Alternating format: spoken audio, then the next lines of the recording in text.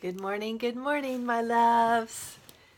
Well, we've got to the exciting part where Jesus is resurrected from the dead and the disciples have got to see him. But don't you wonder what else happened? Lots and lots of people saw Jesus after he was resurrected, before he went to heaven, before he ascended. So today is one of those stories. And it's really interesting because didn't you wonder how Peter felt after he told Jesus that he would die for him, he would do anything for him? And then when the people came to arrest Jesus, Peter chopped off that poor guy's ear and Jesus healed it. And then after that time, he denied Jesus when he was sitting around the fire while Jesus was being on trial. And don't you wonder how you know how horrible Peter must have felt and how bad he must have felt about denying Jesus. He got scared, just like the other disciples did.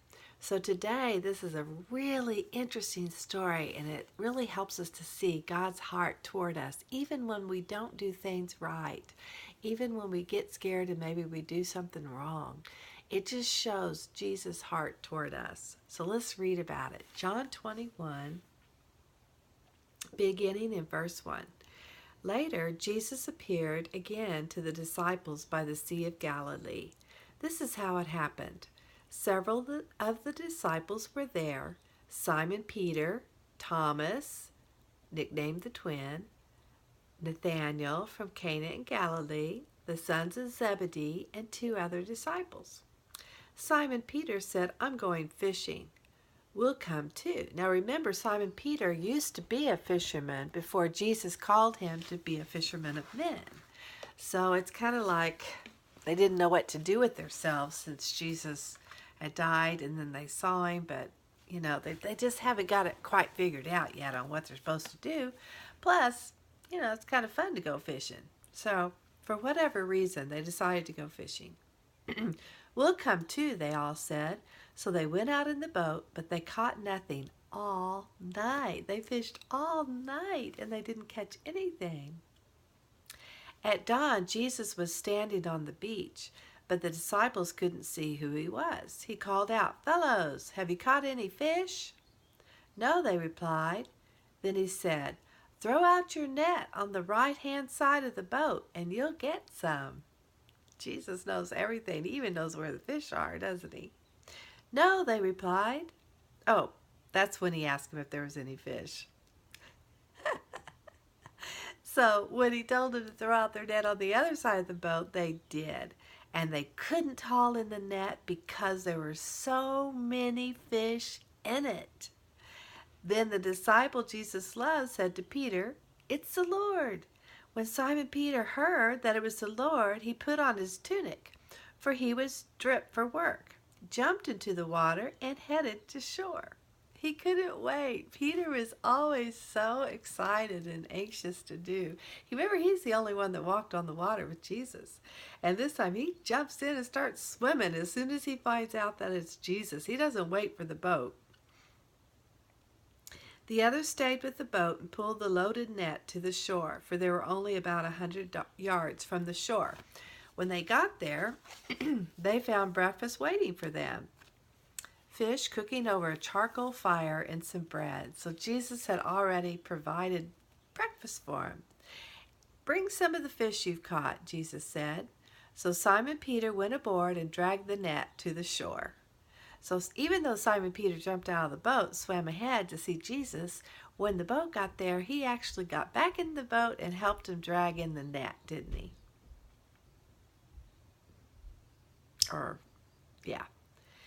And how many fish were there? There were 153 large fish, and yet the net hadn't torn. That must have been a huge catch. "Now come and have some breakfast," Jesus said. None of the disciples dared to ask him, "Who are you?" They knew it was the Lord. Then Jesus served them the bread and the fish. This was the third time Jesus had appeared to his disciples since he had been raised from the dead. After breakfast, Jesus asked Simon Peter, "Simon, "Son of John, do you love me more than these?" "Yes, Lord," Peter replied. "You know I love you." "Then feed my lambs," Jesus told him. And he doesn't mean like regular little lambs, like animals. He's talking about young believers are his sheep. Remember, Jesus is the shepherd, so his followers. Jesus repeated the question, "Simon, son of John, do you love me?" "Yes, Lord," Peter said. "You know I love you." "Then take care of my sheep," Jesus said. A third time he asked him, "Simon, son of John, do you love me?" Peter was hurt that Jesus asked the question a third time. He said, "Lord, you know everything. You know that I love you." Jesus said, "Then feed my sheep." Realize he asked him 3 times. And I don't know the full significance of that, but I know that Peter denied Jesus 3 times. So it's like Jesus is giving Peter an opportunity to tell him that he loves him. Verse 18, "I tell you the truth, when you were young, you were able to do as you liked. You dressed yourself and went wherever you wanted to go. But when you are old, you will stretch out your hands, and others will dress you and take you where you don't want to go." Jesus said this to let him know what kind of death he would glorify God. Peter was crucified on a cross, and he chose to die upside down because he didn't want to die in the same way that Jesus did. He felt like he wanted to humble himself and not die in the same way that Jesus did. Then Jesus told him, "Follow me." Peter turned around and saw behind them the disciple Jesus loved, which is John, the one who had leaned over to Jesus during supper and asked, "Lord, who will betray you?" Peter asked Jesus, "What about him, Lord?" Jesus replied, "If I want him to remain alive until I return, what is that to you? As for you, follow me." And this is a good example. We don't need to worry about what other people are doing or not doing. We just need to listen to Jesus ourselves and do what Jesus tells us to do and to follow him, don't we? Because Jesus will have a relationship with those other people and will help them come to learn how to follow him, and learn how to obey him. We can be a good example, but we need to be mostly concerned with ourselves and not with other people and what they're doing wrong or not doing right. Or, if Jesus is, if we think that it's going to be different for them than it is for us, because sometimes people need different things. We're all different. Even the way your parents treat all your kids, they love you all the same, but they treat you different because you have different personalities and different needs and things. And so Jesus is just saying, "You come follow me. Don't worry about John." So the rumor spread among the community of believers that this disciple wouldn't die. But that isn't what Jesus said at all. He only said, "If I want him to remain alive until I return, what is that to you?" This disciple is the one who testifies to these events and has recorded them here. And we know that his account of these things is accurate. Jesus also did many other things. Wow! If they were all written down, I suppose the whole world could not contain the books that could be written or would be written. Jesus did. Every day he was full of love and life.